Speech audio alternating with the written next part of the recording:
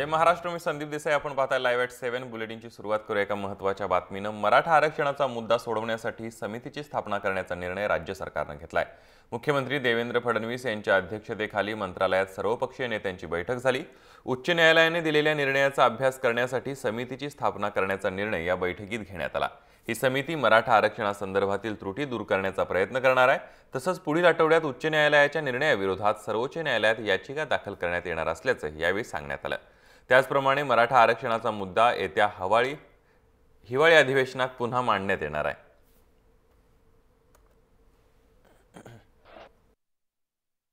दोन तीन निर्णय याच्यामध्ये घेण्यात आले आहेत.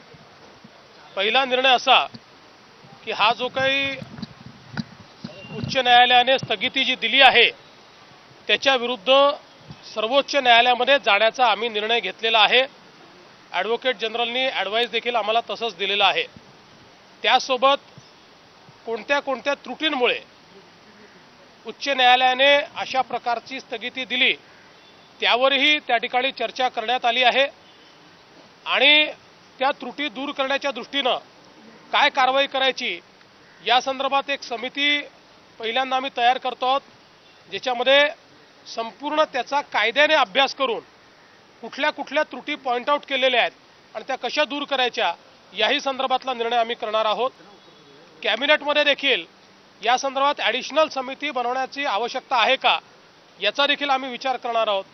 आणि विशेषतः राणे समितीच्या संदर्भात हायकोर्टाने ज्या त्रुटी पॉइंट आउट केलेल्या आहेत त्या तातडीनं कशा दूर करता येतील याही संदर्भातली संपूर्ण कारवाई ही आम्ही करणार आहोत.